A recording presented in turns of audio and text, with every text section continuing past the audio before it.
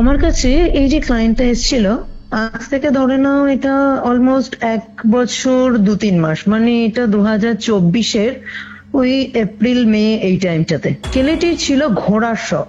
কয়েকটা শিয়াল, বেশ না, শিয়ালের একটা দল ওদের না ঘিরে ফেলে, এবং ঘিরে ফেলে এইভাবে যেন ওদের অ্যাটাক করবে। ও শোনে না, ওর হাত থেকে নিয়ে একটা শিয়ালকে পুরো মেরে দেয়। ওর ঘরের থেকে সেদিন একটা আওয়াজ আসে, মানে গোঙানির আওয়াজ। ছেলেটা ওর মায়ের চোখের আড়ালে কাঁচা মাটন মুখে নিয়ে খাচ্ছে। ও সেই হাটে ঘর থেকে বাইরে এলো যখন, তখন ওই হামাগুড়ি দেওয়ার মতো করেই এলো, এবং সব থেকে বড় কথা, গায়ে আর জামা কাপড়ও রাখছে না, পুরো ল্যাংটো ভাবে থাকছে। এবং মেন যে রিচুয়ালটার নাম, সেটা হচ্ছে ভালপেকুলা বাইন্ডিং রিচুয়াল। এই দুটো কি বেসিক্যালি? ভালপেকুলা টেনেব্রিস আমব্রাম ভেনেট্রিস অ্যাসেড পার কাপুট এট পেল্লাম স্পিরিটাম মিহিরে। এটা কি ল্যাটিন?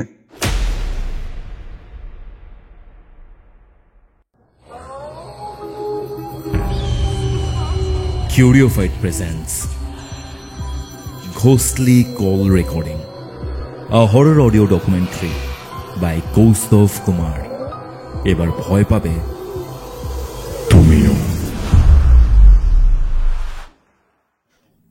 কিউরিওফাইটের ঘোস্টলি কল রেকর্ডিং সিরিজের মারাত্মক একটি হরর পডকাস্টে আপনাদের সকলকে স্বাগতম জানাচ্ছি আমি কৌস্তভ।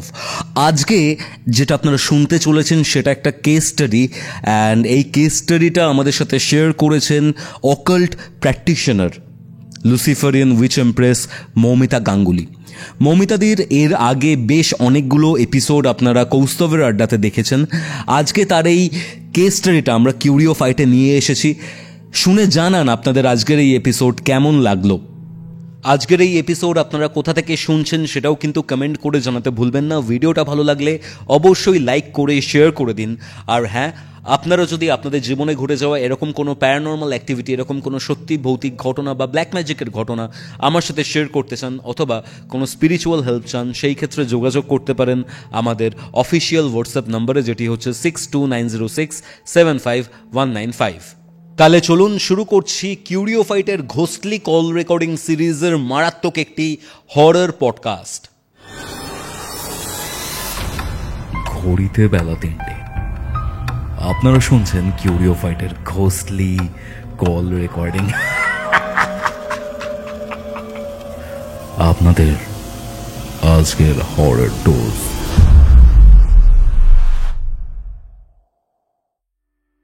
হ্যালো মৌমিতা দি, কেমন আছো? আমি ভালো আছি, তুমি কেমন আছো? আমিও ভালো আছি দিদি। বিষয়টা হচ্ছে একটা কেস স্টাডি নিয়ে বেশ অনেকদিন ধরে তোমার সাথে আমার আলোচনা চলছিল, এবং ঘটনাটা কলকাতার বাইরের, বাট ঘটনাটার যা ইম্প্যাক্ট বা যেরকম ভাবে ঘটনাটা মানে তোমার কাছে পৌঁছেছে সেই ব্যাপারটা খুব ইন্টারেস্টিং। এবং ঘটনাটার মধ্যে এমন এমন জিনিসপত্র রয়েছে যেগুলো হয়তো আমাদের যারা অডিয়েন্স রয়েছে তাদেরকে একটা ভয় থ্রিল যেমন দেবে, তেমনি অনেক জায়গাতে সতর্ক করবে। ঘটনাটা ছিল দিদি, আমি একদম শুরু থেকে জানতে চাই তোমার থেকে।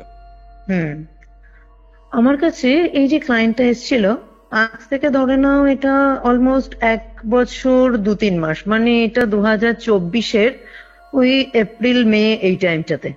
ঠিক আছে, এই সময়তে ক্লায়েন্টই আমার কাছে এসেছিলেন। ক্লায়েন্টই হচ্ছে জামশেদপুরে, ওনার বিজনেস জামশেদপুরে, ওনার বাড়িও জামশেদপুরে, আগরওয়াল। ঠিক আছে, ওনার হচ্ছে অটোমোবাইল রিপেয়ারিং এর শপ ছিল। ঠিক আছে, এবং বিজনেসের সূত্রেই ওনার বড় বাজারে যাতায়াত ছিল। এবং বড় বাজারে আমার প্রচুর ক্লায়েন্ট রয়েছে, বাস্তু, নিউমারোলজি বা আমাদের ব্ল্যাক ম্যাজিকের অনেক ক্লায়েন্ট আমাদের বড় বাজারে কিন্তু আছে। অনেক বিজনেসম্যান আছেন যারা আমাদের থেকে এভরি মান্থের কিছু কাজও করিয়ে থাকেন। তো এই ক্লায়েন্টটিও ওই সোর্সেই আমাদের কাছে এসেছিলেন। ঘটনাটি ঘটার যখন ওনার ছেলেকে নিয়ে সমস্যা ছিল, ওনার ছেলেকে নিয়ে সমস্যাটা শুরু হওয়ার মোটামুটি 3-4 মাস কেটে গেছে, তখন উনি আমার সাথে আসেন। এবার আমি শুরু করছি ঘটনাটা কি ঘটেছিল। এনার যে ছেলের বয়স ওই 19 বছর মতো বয়স। ঠিক আছে, 19-20 এর মধ্যেই কলেজে পড়ে। ঠিক আছে, এবং জামশেদপুরের কাছেই তুমি জানো হয়তো ঘাটশিলা, ধলভঙ্গর, রাকা মাইন্স, বড়বিল, অনেক এরকম কিন্তু জায়গা রয়েছে, ঠিক আছে, এবং জঙ্গল এরিয়া, প্রচুর কিন্তু জঙ্গল এরিয়া ওখানে আছে। এবং ছেলেটির ছিল ঘোড়ার শখ, ঠিক আছে। ওর কলেজ বন্ধুদের নিয়ে মাঝে মাঝেই পাহাড়ে ঘুরতে বেরোতো। এবং ওর আর একটা অভ্যেস ছিল পাখি শিকার করা, পাখি মারার একটা অভ্যেসও ছিল। আর পাখি মারার জন্য পাখি মারা একটা বন্দুকও কিনেছিল, ওই বন্দুক নিয়ে ও যেত। বাড়িতে ওর মা বাবা অনেক সময় মানাও করেছে যে তুই এরকম যাস, এরকম চিড়িয়াগুলোকে মারিস কেন। তো বলছে হ্যাঁ আমি মারবো, আমার ভালো লাগে, আমি হাতের টিপ দেখি। তো ওই রকমও শখ ছিল, বন্ধুদের সাথে বেরোতো। অল্প বয়সী হয় না, মানে দেখবে অনেক নন বেঙ্গলি ছেলেরাও আছে না, ওরা কারো কথা শুনে না একটু রংবাজ টাইপের হয়। তো এই ছেলেটাও একটু ওইরকম ছিল। ও কলেজে পড়তো, আর যখন কলেজ ছুটি থাকতো ওর বাবার দোকানে বসতো। তোর বাবা বলতো তুই এইসব বাইরে ঘোরাঘুরি না করে বরং আমার বিজনেসই তুই সামলাবি, তুই আমার বিজনেস দেখ। কিন্তু ছেলে মাঝে মাঝে মানে ছুট পেলেই ও বাবাকে লুকিয়ে ও চলে যেত বন্ধুদের সাথে। এইরকমই একসময় একদিনও 4-5 জন বন্ধু মিলে টোটাল ওরা পাহাড়ে ঘুরতে গেছে। তো পাহাড়ে ঘুরতে গেছে, ঘুরতে ঘুরতে সারাদিন কেটেছে ওখানে জঙ্গলের মধ্যে, পাহাড়ি জঙ্গলের মধ্যে ঘুরতে গো পাখি টাখি মেরেছে। মাঝে মাঝেই এরকম যেত। তো ওর মা বাবা শেষের দিকে ছেড়ে দিয়েছিল যে তুই যা ইচ্ছা তাই করবি। তো একদিন এরকম গেছে 4-5 জন বন্ধু মিলে, পাখি টাখি মেরেছে, সন্ধে হয়ে গেছে। ওরা অনেকে বলছে চল এবার আমরা চলে যাবো। তো ওরা তখন ফিরছে, ফেরার পথে জঙ্গলের মধ্যে বেশ অন্ধকার হয়ে গেছে, ওদের বেশ গভীরে চলে গেছিল, তো বেশ অন্ধকার হয়ে গেছে। তখন কয়েকটা শিয়াল, বেশ না শিয়ালের একটা দল ওদের না ঘিরে ফেলে, এবং ঘিরে ফেলে এইভাবে যেন ওদের অ্যাটাক করবে। ওরা ভয় পেয়ে যায় যে কি হলো, মানে বুঝতে পারে না, অনেকদিনই যায়। এবং সেদিন কি হয়েছিল, একটু বেশ জঙ্গলের মধ্যে একই সন্ধে বিকেল বিকেল হতেই অন্ধকার হয়ে যায়, সেদিন ওদের সন্ধে হয়ে গেছিল, ঠিক আছে। তো ওদের মধ্যে আমি তোমাকে যেটা বললাম যে একটা ছেলে এমন পাখি মারার বন্দুক নিয়ে যেত। সেদিন কি হয়েছিল, একটা ছেলে না, ওর বাবার বিজনেস ছিল, আর ওদের যে বন্ধুর গ্রুপটা ছিল সবারই বাবার বিজনেস। ওর বাবার ছিল রিভলভার নিয়ে গেছিল, এবং সেটা গুলিও ভরা, এমনি কোনো ফাঁকা নিয়ে গেছে কিছু ভয় দেখানোর জন্য কিছুর জন্য না, পুরো ওতে ভরা ও নিয়ে গেছিল যে জঙ্গলে যাচ্ছি, বাবার এটা নিয়ে চলে এসেছি। শিয়ালগুলো যখন অ্যাটাক করে, শিয়ালটাকে ভয় দেখানোর জন্য ওই ছেলেটা কি করে, ওই রিভলভারটা ওর দিকে তাক করে ধরে যে ভয় পেয়ে যাবে। আর এই যে ছেলেটা, যে ক্লায়েন্টের ছেলে, আমার যে ক্লায়েন্টের ছেলেটা, এই ছেলেটা ছিল না একটু বেশি, মানে কি বলবো, বেশি মানে আগ বাড়িয়ে কাজ করার মতো। ও বলে তুই ওকে মেরে দে, ও বলে না রে মারবো না, আমি ভয় দেখাবো, আমরা ভয় দেখাচ্ছি, তোরা আমার পিছন পিছন চলে আয়। ও শোনে না, ওর হাত থেকে নিয়ে একটা শিয়ালকে পুরো মেরে দেয়। শিয়ালকে মেরে দেয়?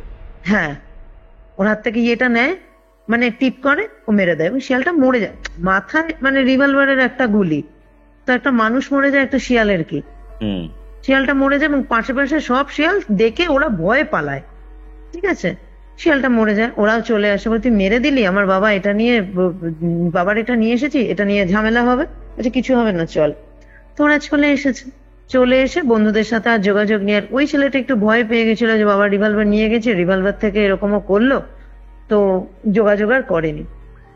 ঘটনা যেখান থেকে হলো, যেদিন এসছে সেদিন রাত্রিবেলায়, ওরা রাত হয়েছে, বাবার কাছে ও বোকাও খেয়েছে, মার খেয়েছে যে তুই এত রাত করে ফিরেছিস, বাড়িতেও কিছু বলেনি, খেয়ে দিয়ে ও রাতে ঘুমিয়ে পড়েছে। ওর ঘরের থেকে সেদিন একটা আওয়াজ আসে, মানে গোঙানির আওয়াজ, মানে হয় না রাত্রিবেলা দেখবে জ্বর হলে কারোর খুব ঠান্ডা পেলে, ঠিক আছে, কারোর জ্বর এলে, ঠান্ডার সময়তে জ্বর এলে এটা হয়।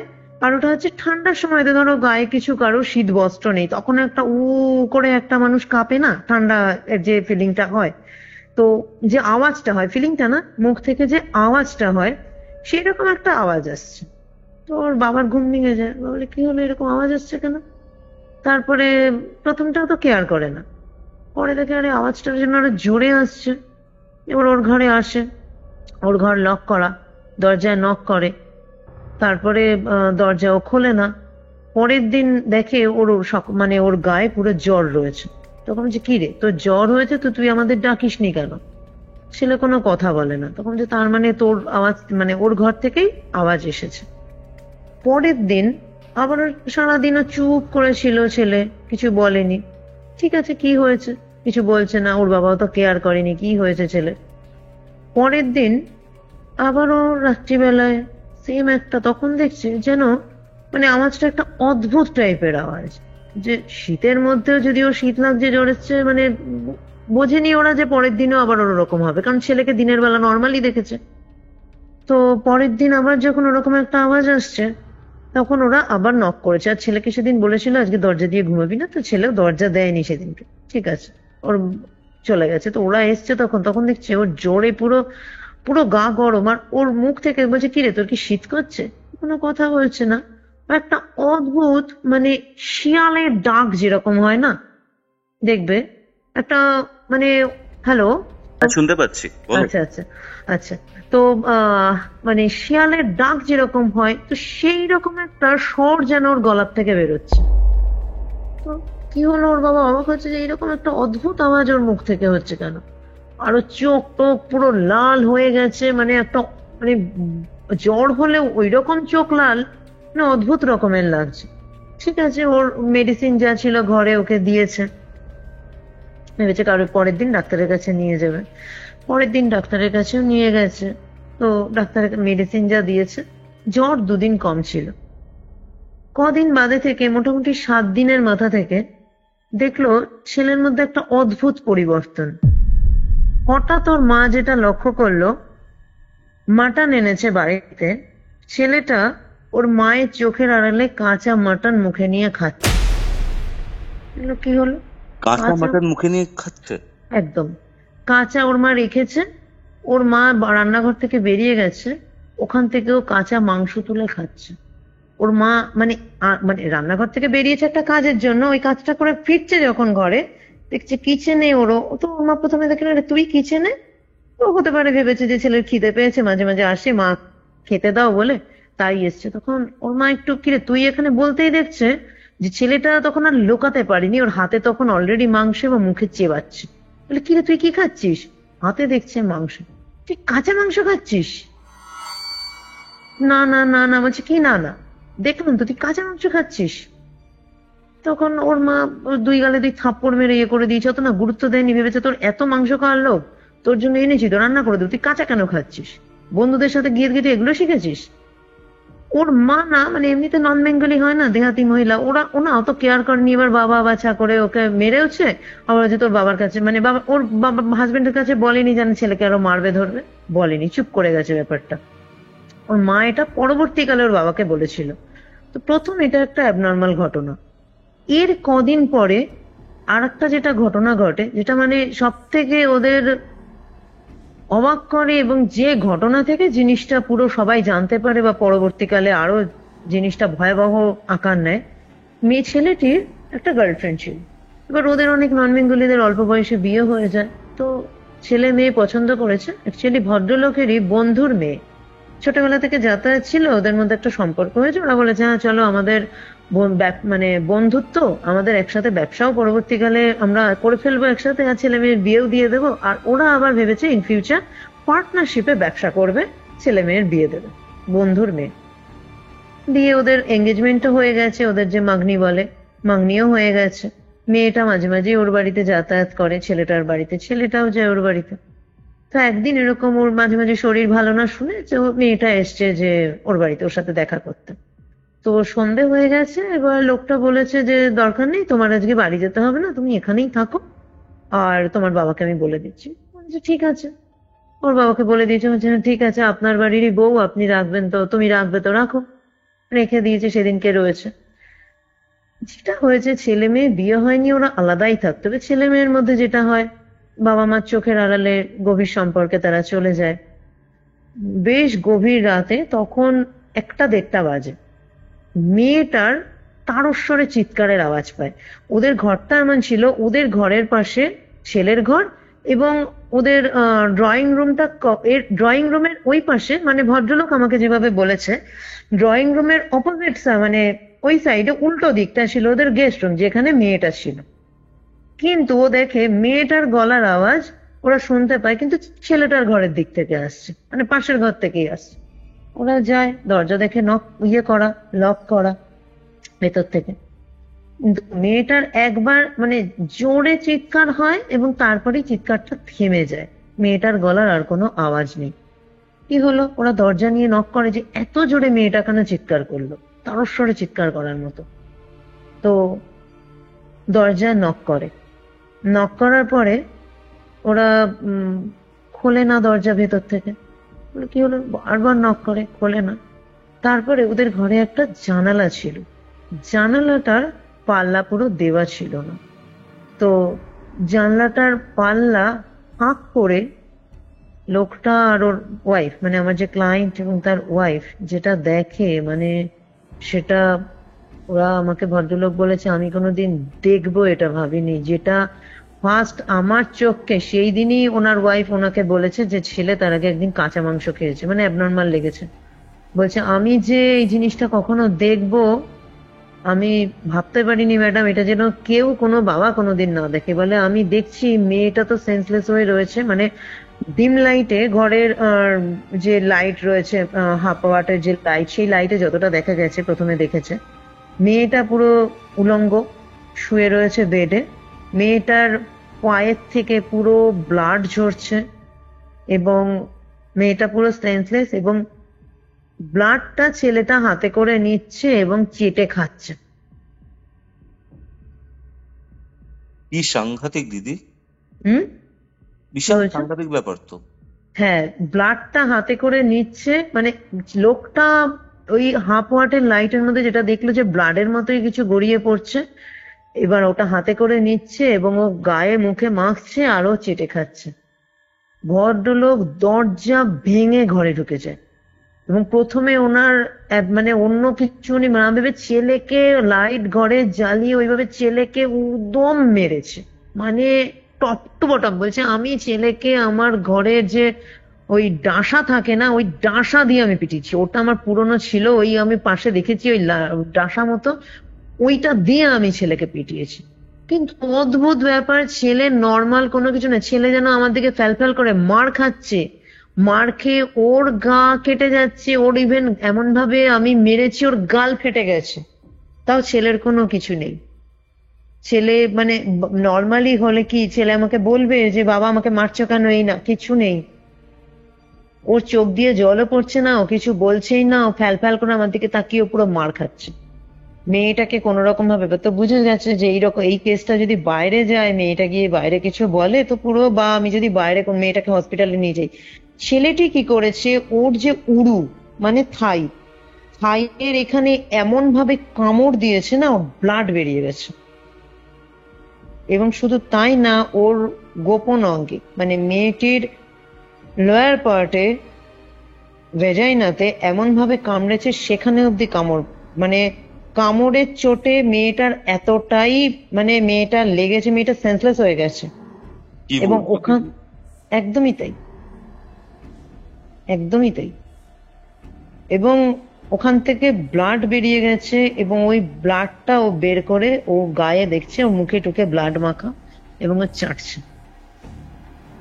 ওরা মারে, কিন্তু তারপরে মেয়েটাকে ওদের হাউস ফিজিশিয়ান, ছেলেটাকে তো খুব মারে, কিন্তু তারপরে দেখে মেয়েটা ওইরকম ভাবে পড়ে রয়েছে, বাইরে যদি হসপিটালে নিয়ে যায় পুলিশ কেস হবে, কি বলবে লোকটা? তো বলতে মানে এটা কি করে বলবে যে আমার ছেলে বুঝতে পেরেছে কি সম্পর্ক করতে গেছে, ছেলে মেয়ে করে যেটা বাবা মাকে লুকিয়ে, ওরা জানতাম না, দুজনের আলাদা ঘর দিয়েছিল, করতে গেছে। কিন্তু এই কথাটা যদি বাইরে বলে, রাষ্ট্র হবে কি বলবে যে আমার মেয়ে ছেলে এইভাবে রেপ করেছে আর এই কাণ্ড করছে, নিজেরই যার সাথে বিয়ে হবে কদিন পরে তার সাথে এইরকম ব্যবহার। তো ভদ্রলোক ভেবেছে আমি জিনিসটাকে ধামাচাপা দিই। তো ওদেরই হাউস ফিজিশিয়ান ছিল, হাউস ফিজিশিয়ানকে ডেকে মেয়েটার তখন যে ট্রিটমেন্ট করার করেছে, মেয়েটার যখন জ্ঞান ফেরে, মেয়েটা বলে এক্ষুনি আমি বাড়ি যাব। বাড়ি চলে গেছে, ও কোনোভাবে কোনো কথা শোনেনি, ও বাড়ি চলে গেছে। বাড়ি গিয়ে ওর বাবা মাকে সব জানিয়েছে, ওর বাবা শোনে না, ওর বাবা পুলিশ কেস করে। পুলিশ আসে বাড়িতে, ছেলেটাকে নিয়ে যায়। ছেলেটাকে যখন নিয়ে যায় তখনও ছেলেটা কোনো কথা বলে না, চুপচাপ চলে গেল। এরকম বলছে আমার ছেলে যে, কি ছেলেকে আমি বলছি কি রে কি হয়েছে তুই বল, এবং পরবর্তীকালেও ছেলেটিকে আমি জিজ্ঞাসা করেছি কি রে কি হয়েছিল, ওর কোনো মুখে কথা নেই। ওর মুখে বলছে ইদানিং ও কথা বলা আমাদের সাথে বন্ধ করে দিয়েছিল, ও কথা বলতো না, এবং কথা যেন ওর কোথায় হারিয়ে গেছে, ও কথাই বলতো না। বলছে এর কোনো উত্তরই দিল না ও। তো আমরা ভেবেছি ও হয়তো এতটাই বেশি ওর মধ্যে কামুকতা তৈরি হয়েছিল, তার জন্যই ও এটা করে ফেলেছে। আমাদের মধ্যে অন্য কোনো অ্যাবনর্মালিটি তো তখনও ভাবতে পারছি না। তার মধ্যে আমার ওয়াইফ তখন বলে ও কাঁচা মাংস খেয়েছিল। তো আমি না তখন জিনিসটাকে অতটা গুরুত্ব দিই না। আমি যে বন্ধু বান্ধবের সাথে গেছে শিকার ফিকার করে, ওরা ওই পাখিটা কি ধরে, ওই নিয়ে বন্ধু বান্ধব হয়তো কিছু বলেছে, তাই হয়তো কাঁচা মাংস টেস্ট করেছে। আমরা তো অন্য কিছু ভাবতে পারছি না যে অন্য কি হতে পারে। পরবর্তীকালে ওকে পুলিশে নিয়ে যায় এবং ওকে লকআপে রাখে। লকআপে রাখার পরে লকআপে দুজন, যারা আরো লকআপে ছিল অন্য যাদের থাকে কয়েদিরা, দুজন কয়েদির ওপর রাত্রিবেলাও সেম অ্যাটাক করেছে। আর সব থেকে ওর অ্যাটাকের বলছে এমনি ওর কোনো কিছু না, ওর মধ্যে মেয়েটি পরে বলেছে যে ও আমার সাথে যদি সুস্থভাবে সম্পর্ক করতো আমি তো কিছু বলতাম না, কিন্তু আমার সাথে কোনো সম্পর্ক করেনি সেদিন। ওর প্রথমেই আমাকে অ্যাটাক করা মানে ওর যেন মনেই হচ্ছে ও আমাকে অ্যাটাক করবে আমার রক্ত খাওয়ার মতো, কারণ ওর এমনই ছিল কেটে দেওয়ার মতো, হাঁচড়ে দেওয়ার মতো। এবং হাঁচড়ে দিয়ে যেই ওর বলে, এর আগেও হয়েছে, আমি ওকে বলেছি তুমি এরকম ভাবে কেন আমার সাথে সেক্স করছো, তুমি এইরকম তো করো না, তুমি হাঁচড়াচ্ছ কেন? বলছে আমি ওকে অনেকবার বলেছি, কিন্তু ও কি করছে সেদিন আমি দেখলাম ও হাঁচড়ে দিয়েই মানে মুখে দিচ্ছে এবং যেন কি টেস্ট করছে, হাঁচড়াচ্ছে এবং সেটা মুখে দিচ্ছে। এবং লাস্ট আমি ওকে অনেকবার বললাম, বলার পরে ও শুনলো না এবং লাস্ট আমাকে পুরো কামড়ে দিল, আমার পুরো থাই পুরো কামড়ে এইভাবে ইয়ে করেছে। মেয়েটা পরে ওদের বলেছে বা পুলিশকে বলেছে, ওরা জানতে পেরেছে। দুটো কয়েদিকেও ছেলেটা অ্যাটাক করলো। এবার যখন দুটো কয়েদিকেও অ্যাটাক করেছে, ওকে সাইকিয়াট্রিস্ট মানে যেটা কাস্টাডিতে হয়, ডাক্তার এসছে, বলছে ও সাইকিয়াট্রিস্ট প্রবলেম হয়েছে, সাইকোলজিক্যাল প্রবলেম হয়েছে, ওকে হসপিটালে দিয়ে দাও। ওখানে মেন্টাল অ্যাসাইলামে, হ্যাঁ মেন্টাল অ্যাসাইলাম, যেটা মেন্টাল অ্যাসাইলামে ওকে দিয়ে দিল।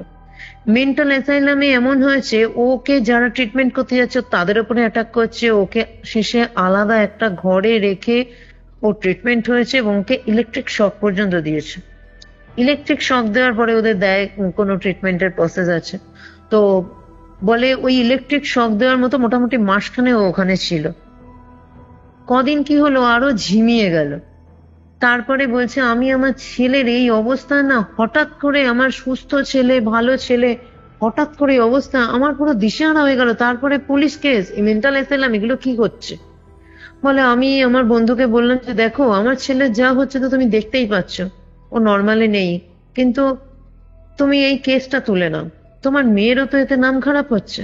আর আমাদের সমাজে যেভাবে দেখা হয় মেয়েদের এইভাবে একটা কেস, বলছে আমার বন্ধুটি অ্যাকচুয়ালি কলকাতাতেই ওর বাড়ি, কলকাতায় ওর একটা বাড়ি, কলকাতাতেই বেশিরভাগ সময় থাকে, ও নন বেঙ্গলি, কিন্তু আমার বন্ধুটি বলছে আমাদের সমাজে জানেন তো মেয়েদের একটা খুব দেখা হয় যে না একটা কারোর সাথে অ্যাফেয়ার হয়ে গেছে, এটা বদনাম হয়ে যাবে, একটু গোপন করার ব্যাপার।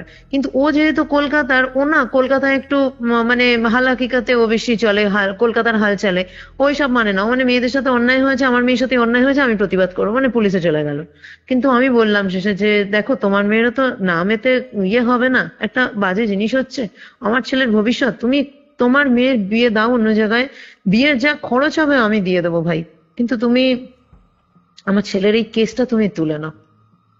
বলছি ওকে বলে আমাকে তুমি টাকা দেখাচ্ছ, বলছে আমার বন্ধু তো শুনবে না, সে বলছে অনেক ওর হাতে পায়ে ধরে আমি বললাম যে তুমি এটা করো, বলে শেষে অনেক বলা কথা, বললো ঠিক আছে আমি তুলে দেবো, আমি কেস তুলে নিচ্ছি, কিন্তু তোমার ছেলের সাথে আমার মেয়ের কিন্তু আমি বিয়ে দেবো না।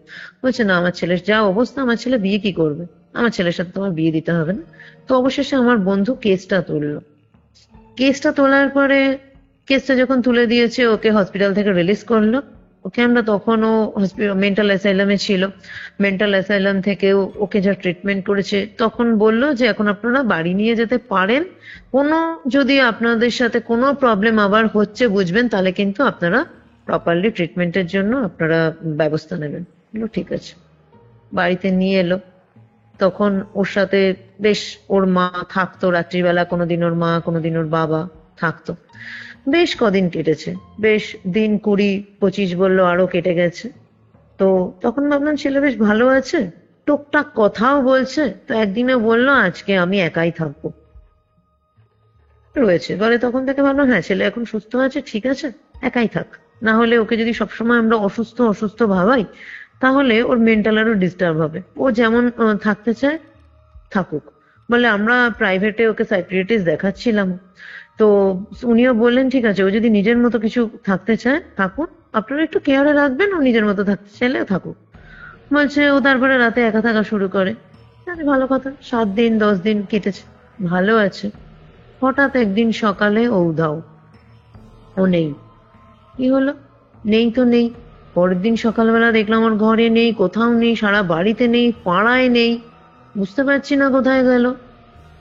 এরপরে বলে খোঁজ করতে করতে তখন মনে হলো কি জানি বন্ধুদের সাথে অনেক দিন, এবার তখন বলছে লোক, ভদ্রলোক, যে এতদিনের এত কিছুর মধ্যে না আমার এটাতেও মাথায় আসেনি যে ওর বন্ধুদের সাথে কোনো যোগাযোগ নেই।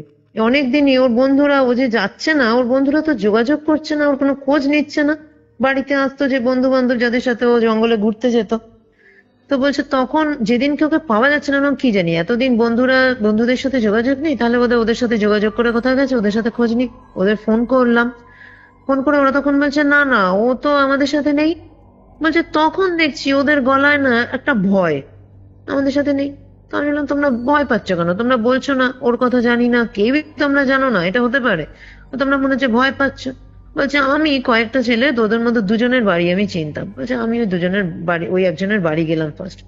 তো সে তখন বলল যে এরকম দেখুন, আমরা 3-4 মাস আগে, 3 মাস 3 আগে একটা ঘটনা ঘটেছিল, আমরা আসলে তার আগে না, মানে তারপর থেকে আমরা না ওর সাথে আর যোগাযোগ রাখি না। বলছে কি ঘটনা ঘটেছিল? বলছে আমরা জঙ্গলে গেছিলাম, আর আমাদের এক বন্ধু আছে, ওর বাবার একটা রিভলভারও নিয়ে গেছিল। তো ওর বাবা আসলে এর জন্য ভয়ে আমরা বলিনি, কারণ ওর বাবার রিভলভারটা না ও চুরি করেই তো নিয়েছিল, আর ওর বাবা প্রচন্ড রাগী মানুষ। যদি জানতে পারে ওই রিভলভারের থেকে কাউকে, মানে সে পশুকে হোক মানুষকে হোক, কোনো গুলি খরচ হয়েছে, তাহলে তো জানতে পেরে যাবে যে ওর বাবা যে আমার রিভলভার নিয়ে গেছে, তো আমার ওই বন্ধুকে প্রচুর মারবে, এই ভয়ে ও তো ওর বাবাকে বলেইনি। এবং ও আমাদেরও বলে দিয়েছিল যে তোরা আর ওর সাথে কদিন যোগাযোগ রাখিস না, ও আমার বাবার রিভলভার থেকে আমার হাতের থেকে নিয়ে ওকে মারলো, মানে শিয়ালটাকে মারলো। বলছে মানে কবে হয়েছে এগুলো? তখন ওর বাবা ভালো করে ভাবছে যে যবে থেকে ওর সাথে অ্যাবনর্মাল জিনিসগুলো ঘটতে থাকে তার ঠিক আগেই ঘটনাটা ঘটেছিল। ওর বাবা ভালো করে শুনে বলে যে এরকম একটা আমাদের জঙ্গলের মধ্যে চলে গেছিলাম, এবং সেখান থেকে যখন ফিরছিলাম কতগুলো মানে জঙ্গলের শিয়াল আমাদের অ্যাটাক করেছিল। তো আমরা আমাদের হাত থেকে ওরকম রিভলভার নিয়ে, ওই আমার বন্ধুর হাত থেকে রিভলভার নিয়ে ও শিয়ালটাকে মেরে দেয়। বলছে আচ্ছা তোমরা আজকে জানো? ওর বাবা জিজ্ঞাসা করে আমার ক্লায়েন্টটা যে ও কোথায় গেছে। বলছে না আমরা আজকে তো জানি না। বলছে কোথায় যেতে পারে?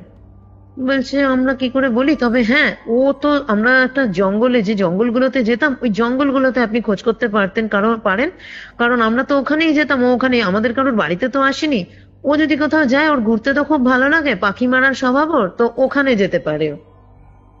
তখন বললো চলো তাহলে তোমরা কোথায় কোথায় যেতে আমাকে নিয়ে চলো। ওর বাবা আরো কজন, ওর বাবার সাথে লোক নিয়ে, ওই বন্ধুগুলোকে নিয়ে, ও বন্ধু দুজনকে নিয়ে ওর বাবা জঙ্গলে যায়। ইভিনিং এর দিকে, মানে অলমোস্ট তখন 4টে-5টা বাজে, এবং জঙ্গলের দিকে অলরেডি অন্ধকারের মতো হয়ে গেছে, অনেকটা ভেতরে ঢুকে গেছে। তখন ওর বাবা বা সবাই যারা ছিল, তখন আমাকে আমার ক্লায়েন্টটা বলছে ম্যাডাম এটা যেটা দেখলাম না, মানে আমার ছেলেকে যেন একটা রাক্ষসের রূপ আমি দেখলাম। আমি বললাম যে মানে রাক্ষসের রূপ দেখলেন মানে কি দেখেছিলেন? বলল আমার ছেলেকে আমি দেখছি ওখানে বসে রয়েছে, পুরো ওর গায়ে কোনো জামা কাপড় নেই, পুরো উলঙ্গ হয়ে বসে রয়েছে, এবং ও একটা ছাগলটা মরা, কিভাবে মরেছে কি হয়েছে জানি না, ছাগলের মাথা নেই, ছাগল তার অবয়বে বুঝলাম এটা ছাগল, ছাগলের পেট পুরো ফাঁড়া রয়েছে, এবং ওই পেটের থেকে নাড়ি ভুঁড়ির রক্ত ওইগুলো হাতে করে নিয়ে ছেলে পুরো গায়ে মাখছে। মানে তখন দেখছি যে ওর গা পুরো রক্তে লাল, ঠিক আছে, ওর জামা কাপড় পাশে খোলা, জামা কাপড় দেখে বুঝলাম যে এটা ওই, না হলে ওকে দেখেও চেনার উপায় নেই। এবং ওর গা থেকে পুরো মানে গায়ে, সারা গায়ে রক্ত মাখা, ও সেই হাতে নিয়ে নিয়ে চাটছে, মানে কখনো মাথা নিচু করে ওটা খাচ্ছে, এই রকম অবস্থা ওর। ও সারা ওই রক্তটা পুরো নিজে চেটে চেটে খাচ্ছে এবং সারা গায়ে রক্ত মাখছে। বলছে সবাই তো দেখে মানে এদিক ওদিক তাকাচ্ছে। আমি আমার ছেলের এইরকম রূপ দেখে মানে আমি তো অবাক হয়ে যাচ্ছি যে ছেলের মধ্যে কি হলো, কোন পিশাচ কোন ভূত, তখন আমার মাথায় হচ্ছে যে কোন পিশাচ কোন ভূত আমার ছেলের মধ্যে ভর করলো। আমি বললাম তারপরে? বলছে ওখান থেকে আমি দেখছি তখন আমি মানে আমার সাথে যারা গেছে ওর বন্ধু বান্ধবরা তো ওই অবস্থায় দেখে মানে পিছন দিকে পালাচ্ছে। তো আমার সাথে যারা ছিল কোনো রকমে ওর কাছে গেলাম এবং তখন দেখছি ও যেন চিৎকার করে, ওই শিয়াল যেমন চিৎকার করে ঠিক ওই রকমই চিৎকার করছে এবং ওকে ধরতে যাচ্ছি যে আমরা ধরতে পারছি না। ওর পুরো আমাদের পুরো ধাক্কা মেরে যেন সরে দেওয়ার মতো, এবং সব থেকে বড় যেটা, ও আমাদের ওই শিয়ালের মতো অ্যাটাক করছে। এবং তখন আরো একটা জিনিস দেখি, ও যেন তখন মানুষ নেই, ও তখন মানে দাঁড়িয়েছে যে ও 4 পায়ে ভর দিয়ে যেন দাঁড়ালো এবং ওর সামনে যারা আসছে ও তাকে পুরো হাত দিয়ে মানে থাবড়া মতো মারছে। পুরো একটা হাতের থাবা যেরকম ভাবে মারে না, ঠিক সেই রকম ভাবে ও হাতের থাবা মারার মতো মারছে। কি হলো এটা, মানে এইরকম কি দেখছি এটা? বলছে কোনোভাবে অনেক লোকজন মিলে পুরো ওকে ধরে নিয়ে গাড়িতে তুলে ওকে বাড়ি আনলাম। বাড়িতে এনে তারপর ওকে পুরো স্নান করানো হলো। এইবার মানে আমাদের সকল মানে পুরো পাড়া, আমার বলতে গেলে তখন আমার পুরো মহল্লা জেনে গেছে যে আমার ছেলের মানে ভূত পিশাচ কিছু ভর করেছে। এতদিন যেটা আমরাও ভাবিনি, আমরাও ভেবেছি ছেলের কোনো সাইকিয়াট্রিক প্রবলেম হচ্ছে, ডক্টর দেখাচ্ছিলাম, কিন্তু আমাদের মাথায় এটা আসেনি যে এটা এরকম কিছু হতে পারে। তাহলে এইটা যখন দেখলাম আমাকে তখন সবাই বলল তোমরা কোনো গুণিন ডাকো, কাউকে দেখো। এবং আমাদের এখানে গুণিনটা ভীষণ প্রচলন, এখানে কারুর এই ধরনের কিছু প্রবলেম হয় তো এরা গুণিন ডাকে। তখন আমি বললাম আমি কোথায় বলবো? বলছে দেখুন আমি থাকি ওখানে, কিন্তু আমি নিজের ব্যবসার কাজেই বরাবর ব্যস্ত থেকেছি। আমি বড়বাজার, আমার ব্যবসা আমার জামশেদপুরে, বড়বাজারে বিভিন্ন কারণে যাতায়াত করি। আমার নিজের কাজের জন্য কখনো আমাকে বাইরেও যেতে হয়, মুম্বাইয়ের দিকে যেতে হয়, দিল্লি যেতে হয়, আমি নিজের কাজের মধ্যেই বরাবর থেকেছি। আমার এসব গুণিন টুনিন এগুলোর তো কখনো প্রয়োজন হয় না, আর আমি জানিও না। বলছে তারপরে একজন পাড়ার থেকে আমার খোঁজ দিল, একজন গুণিনকে আনলো। বলছে গুণিন যখন এসছে, বলছে আমার ছেলে এখন পুরো উন্মাদ। বলছে গুণিনের খোঁজ পেতে পেতে আমার আরো 7 দিন লেগেছে। বলছে সেদিনের থেকে, সেদিন আমি আপনাকে যে বললাম যে জঙ্গলের মধ্যে ছেলেকে যেমন দেখেছি যেন 4 মানে 2 হাতকে পা বানিয়ে 4 পায়ে একটা 4 পেয়েও প্রাণীর মতো দাঁড়ানো হাঁটা, সেই দিন থেকে আমি দেখছি আমার ছেলে যেন 2 পায়ে আর দাঁড়াচ্ছে না। ছেলেকে আমি এর জন্য ছেলেকে মেরেওছি বরাবরই। আমার বলছে আমাকে সব তখন বলছে যে এখন কি ওকে শাসন করার সময় আছে, তুমি এখন ওকে শাসন করছো? বলছে কিন্তু আমি তো ভাবতে পারছি না যে আমার ছেলের, আমার একটাই মাত্র ছেলে, আমার ছেলে এরকম উন্মাদ হবে। বলছে ছেলে মানে হাঁটছে, ঘরের মধ্যেও হাঁটছে, যেন ও যেন হামাগুড়ি দেওয়ার মতো করেই হাঁটছে। মানে আমি বুঝতে পারছি না যে ছেলের কি হলো। আর কোনো কথা বলাও ভুলে গেল, ও আওয়াজ করছে, শিয়াল ডাকার মতো আওয়াজ করছে। এ কি হলো? শিয়ালকে মারলো বলে শিয়াল ডাকার আওয়াজ ও কেন করছে? বলছে আমার মাথায় তো এগুলো ঢুকছে না যে শিয়ালকে মারলো বলে শিয়াল ডাকার আওয়াজ কেন করছে। বলছে তারপরে আমি বললাম যে ঠিক আছে, আমার পাশে মহল্লাতে যারা আছে, যেরকম গুণিনের খোঁজ যদি তোমরা কেউ আনতে পারো তো আনো, আমি তো এরকম কাউকে চিনি না। বলছে আরো 7 দিন লাগলো। 7 দিন ছেলে রেখে এইভাবেই রাখলাম। ওষুধ যা সাইকিয়াট্রিস্ট দিয়েছিল সেই ওষুধই চালালাম। সাইকিয়াট্রিস্টও বলে দিল দেখুন এইগুলো আমি মানে আমি তো এই ধরনের পেশেন্ট দেখিনি। বলছে শেষে একদিন গুণিন এলো, এক শনিবার করে সন্ধ্যাবেলাতে গুণিন বলল আমি যাব। গুণিন এলো মোটামুটি 7 দিন পরে। গুণিন এসে ওকে দেখলো, ওকে বলল যে আপনারা এখন ওকে কিচ্ছু বলবেন না, আমি ওকে, ও যেমন আপনাদের সাথে এখন ব্যবহারে রয়েছে, যে বিহেভ গুলো ঘরে করছে, আমি সেই বিহেভিয়ারেই ওকে দেখতে চাই। তো গুণিন ওকে দেখলো অনেকক্ষণ। এসে গুণিন ওকে বললাম আমি অনেকক্ষণ ওকে পর্যবেক্ষণ করবো। বলছে অনেকক্ষণ দেখলো এবং ও গুণিনের সামনেও মানে ওকে এনে কোনো রকমে বসালাম। ওর গলার স্বর তো চেঞ্জ, কথাবার্তা আর ওর নেই। ও সেই হাটে ঘর থেকে বাইরে এলো যখন, তখন ওই হামাগুড়ি দেওয়ার মতো করেই এলো, এবং সব থেকে বড় কথা গায়ে আর জামা কাপড়ও রাখছে না, পুরো ল্যাংটো ভাবে থাকছে। ওকে, ঠিক আছে।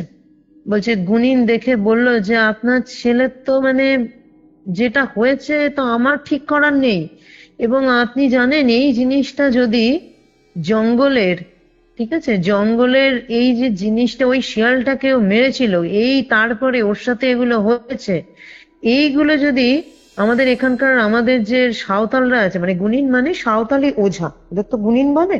বলছে আমার মানে মানে ইয়ে যারা রয়েছে মানে ওর সমাজের, বলে আমার সমাজের সাঁওতালরা যদি জানতে পারে আপনার ছেলেকে গুলি করে মেরে দেবে। বলছে কেন? বলছে এই যে লক্ষণগুলো ওর মধ্যে দেখা গেছে না, এগুলো নর্মাল কোনো শিয়ালকে মারলে হতো না। এই যে শিয়ালটাকে ও মেরেছে, এই শিয়ালটাকে কখনো না কখনো পুজো করেছিল। আমাদের সমাজে শিয়ালের পুজো হয়, জঙ্গলের দেবতা বলে শিয়ালকে পুজো করে। শিয়াল এমন যার মধ্যে নেগেটিভিটি কিন্তু প্রচুর রয়েছে, শিয়ালের ওকে, মধ্যে কিন্তু অনেক নেগেটিভ এনার্জি থাকে শিয়ালের মধ্যে। ওকে, বলছে জঙ্গলের দেবতা বলে ওরা শিয়ালকে পুজো করে, যাতে ওদের জীবনে কোনো নেগেটিভিটি না আসে, ওরা তুষ্ট করে, শিয়ালকে পুজো করে তুষ্ট করে সাঁওতালরা। বলে আমাদের সমাজে এই পুজো হয় জঙ্গলের দেবতা বলে। বলে এই পুজোটা যে করেছে, এই শিয়ালকে পুজো করে ওরা ছেড়ে দেয় জঙ্গলে, একে বেঁধে ধরে ওরকম রাখে না। এই শিয়াল মানে ওদের কাছে খুব পবিত্র, ওদের কাছে দেবতা। আর ওরা যদি শোনে যে এইরকম আপনার ছেলে হয়েছে, ওরা কিন্তু ধরে ফেলবে যে এটা মানে ওই শিয়ালকে, ওদের পুজো করা শিয়ালকে মারার জন্যই এটা হয়েছে, বলে আপনার ছেলেকে মেরে দেবে। তখন বলছে তাহলে আপনি ঠিক করে দিন। বলছে আমি পারবো না, এ আমার ঠিক করা নেই, আমরাই তো পুজোটা করি, আমরা এটা কি করে ঠিক করবো? আর আমি যদি এটাকে ঠিক করি না, ওরা আমাকে মেরে দেবে। যেটাকে বলা হয় গিরা বাঁধা, মৃত্যু পরোয়ানা যেটাকে বলে, ওরা বলে গিরা বাঁধা। বলছে আমাকে আচ্ছা, আমাকে ওরা গিরা বাঁধা করে দেবে। ঠিক মানে আছে, এটা কি বলছে কোনো মানে মানে ওখানকার টার্মস নাকি তন্ত্রের কোনো ব্যাপার এটা? না না না, এটা তন্ত্রের কোনো ব্যাপার নয়, এটা হচ্ছে সাঁওতালি গুণিন। যেটা হয়েছিল, এই যে শিয়ালটি অ্যাকচুয়ালি দেখো, শিয়ালের মধ্যে কিন্তু নেগেটিভ এনার্জি প্রচুর থাকে, এবং শিয়ালের জ থেকে শুরু করে শিয়ালের দাঁত বলো, শিয়ালের চামড়া বলো, এগুলোতে কিন্তু নেগেটিভ মানে ব্ল্যাক ম্যাজিকের কাজে কিন্তু এগুলো আমাদের লাগে, আমরাও করি, এই ধরনের জিনিস লাগে। শিয়ালের মধ্যে কিন্তু অনেক নাকারাত্মক যেটা বলে নেগেটিভ এনার্জির বহন করে কিন্তু শিয়াল। তো ওকে, শিয়ালকে ওরা কেন পুজো করতো? যাতে আমাদের জীবনে কোনো নেগেটিভ এনার্জি না আসে, তাকে তুষ্ট করতো। যখন ওদের কথা মানে এটা ওই মুসাবনির দিকে কিছু যাযাবর সাঁওতাল ওরা এটা পুজো করে। ওকে, তো হ্যাঁ, তো ওই গুণিন বলেছিল যে ওরা যাকে দেবতা হিসেবে পুজো করছে তাকে তুমি মেরেছো, ওদের কাছে দেবতা। ঠিক আছে, বলছে আমাদের কাছে ওদের বলতে তা নয়, ওদের মানে ওরা পুজো করেছে। বলছে কোন শিয়াল, এবং এখানে অনেক সাঁওতাল আছে, কারা পুজো করেছে কোন শিয়াল সেটা তো ওইভাবে চিহ্নিত ওরা থাকে, যেটা ইয়েরা যারা পুজো করে তারা একটা শিয়ালের গায়ে চিহ্ন দিয়ে দেয়, সেটা তারা বুঝতে পারে যে আমাদের দেবতা কি, মানে আমরা একে পুজো করেছি, একটা চিহ্নিত থাকে। বলছে সেটা তো আর আমরা দেখতে পাচ্ছি না যে কারা এটা করেছে কি করেছে, কিন্তু ওর মধ্যে যে লক্ষণ এবং ও শিয়ালকে মেরেছে, এই লক্ষণে আমি বুঝতে পারছি ও এমনই কোনো শিয়ালকে মেরেছে যেটার, যে শিয়ালটাকে পুজো করা হয়েছে কখন আমাদের দ্বারা, আমার সমাজে আমরা কখনো পুজো করেছি, কখনো না কখনো সাঁওতালরা পুজো করেছে, এবং তারই যে নেগেটিভ এফেক্ট সেটাই পুরো ছেলেটার ওপরে এসেছে। বলছি এ ঠিক করা আমার না, আপনি অন্য কারো কাছে যান, কারণ আমরা যেটা পুজো করেছি সেটা আমার ক্ষমতা নেই ঠিক করার, আমি যদি করিও সেটা আমার সমাজের বিরুদ্ধাচরণ হবে। ওরা যদি জানতে পারে না, আপনার ছেলেকে তো যেমন করে হোক মারবেই যে কোনো ভাবে, ঠিক আছে, আর আমাকে ওরা মেরে দেবে। আমি যদি আপনার ছেলেকে ঠিক করি, ওরা আমার খবর জানতে পারলে আমাকে মেরে দেবে, আর আমি পারবো না, কারণ এটা আমার সমাজের বা আমার যে আমরা যে মানে ভগবানকে মানি, আমরা যে ধর্মকে মানি, আমাদের যে রীতি, তার বিরুদ্ধাচরণ আমার করা হবে। আপনি অন্য কাউকে দেখুন। যে আমি এখন অন্য কোথায় কি দেখবো? বলছে এই ইয়েতেই আমি তখন ভাবলাম যে আমার বড়বাজারে যে বন্ধু আছে তাকে ফোন করলাম, যে তুমি আমাকে কারো খোঁজ দিতে পারবে? তোমাদের ওদিকে তো এরকম অনেকে আছে, কারণ ওর কাছ থেকে আমি শুনেছি অনেক তারাপীঠ বা আরো অনেক জায়গা আছে, যেমন আসামে আছে, আমি কখনো যাইনি, ও যেত বিজনেসের জন্য। বলছে আমি এইরকমই ভাবলাম কারো কাছে যাব, তো যদিও কোনো কারোর খোঁজ দেয়, আমি বললাম তুমি কারোর খোঁজ দিতে পারবে, আমি কালকেই আসছি। তো আমি চলে এলাম, তখন ও শুনলো সবকিছু। তখন বলছে যে তো ভয়ঙ্কর জিনিস হয়ে গেছে তোমার ছেলের সাথে। বলছে খুবই ভয়ঙ্কর হয়েছে।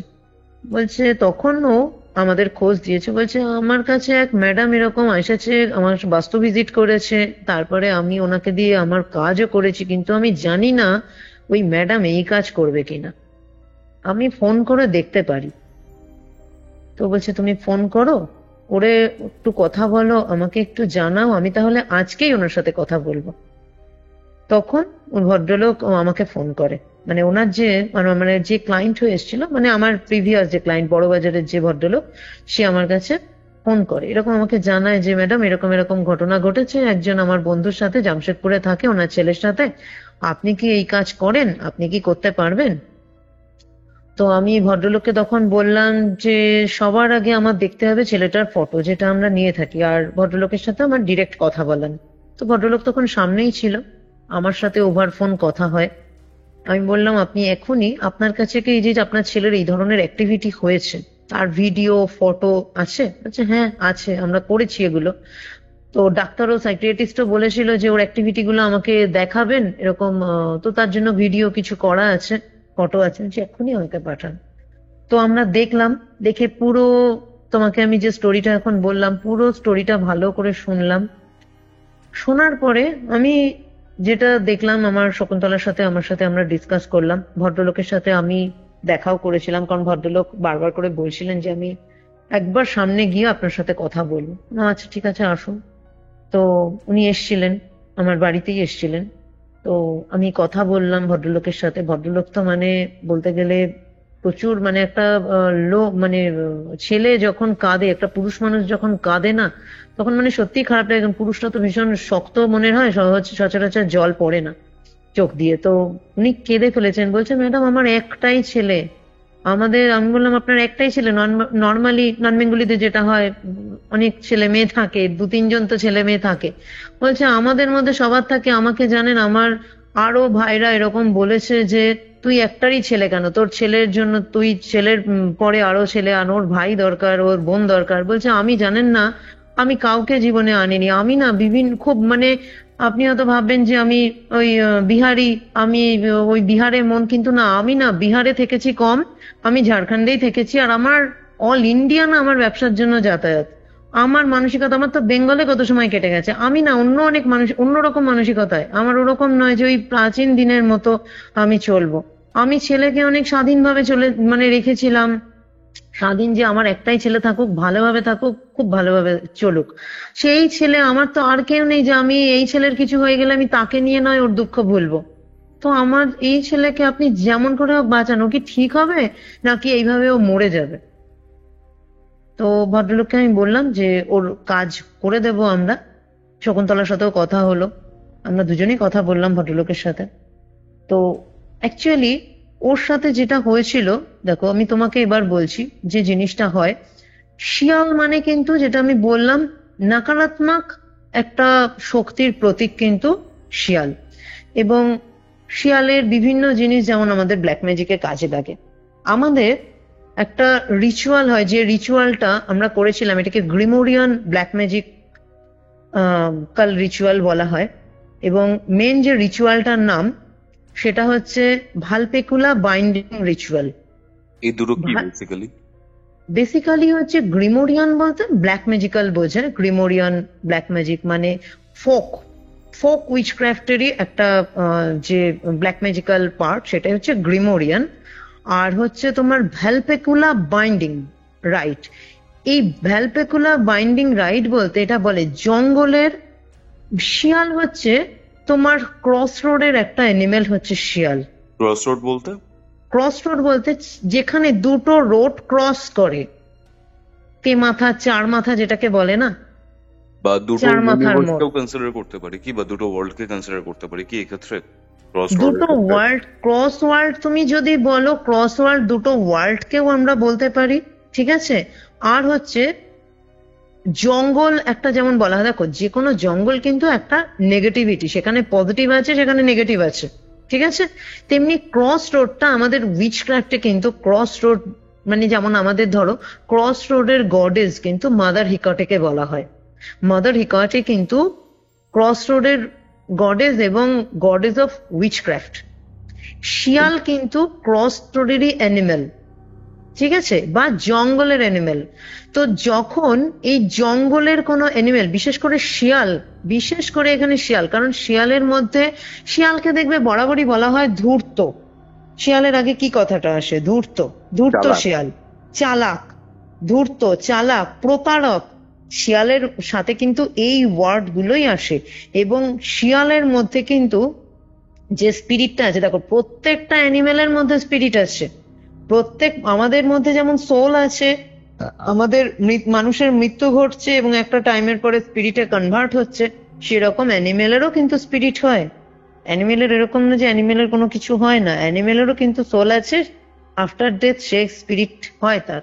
তো এই হার্মফুল অ্যানিমেল স্পিরিট শিয়ালের, এখানে ফক্স স্পিরিট, ঠিক আছে, হার্মফুল অ্যানিমেল স্পিরিটকে বাইন্ড করা, এক্ষেত্রে দুরকম, আরো একরকম, যেটা আমার যদিও আমার এই স্টোরির প্রসঙ্গে না, তাও আমি এই প্রসঙ্গে বলছি। এই ভ্যালপেকুলা বাইন্ডিং রাইটস এর ক্ষেত্রে বহু আগে, বহু প্রাচীন সময়ে যদি তুমি বলো, এই ধরনের বাইন্ডিং আরো একটা কাজে, এই দু ধরনের কাজে এই ধরনের রিচুয়াল করা হয়।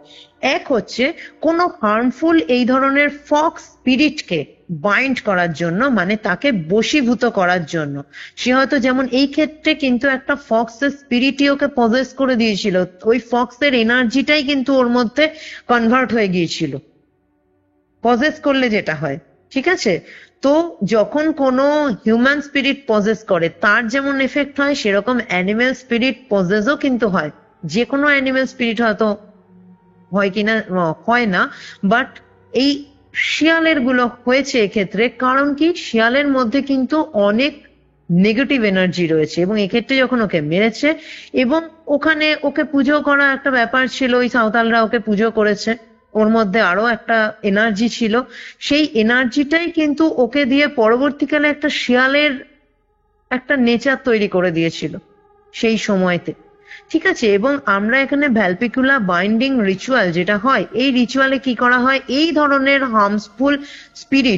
হার্মফুল অ্যানিমেল স্পিরিটকে বাইন্ড করার জন্য, ধরো যেমন ছেলেটাকে ক্ষতি করছে, এই ক্ষেত্রে আমরা কি করেছিলাম, স্পিরিটটাকে বাইন্ড করে দিয়েছিলাম, মানে স্পিরিটটাকে বশীভূত করে স্পিরিটটাকে আটকে দিয়েছিলাম, যাতে ছেলেটার থেকে সেই এনার্জিটা বেরিয়ে যায়, বা এই এনার্জিটা ছেলেটার কোনো ক্ষতি করতে পারে না। এই ক্ষেত্রে কিন্তু আমার এই রিচুয়াল আমাদের করার জন্য কোনো শিয়ালের কে আমরা এখানে, আমরা তো ওই ডেড বডিটা পাবো না, ওই যে শিয়ালের স্পিরিটটা ছিল ওইটা তো আমরা মানে ওই রকম তো আমরা জানি না, ওর কোনো বডি পার্ট তো পাবো না।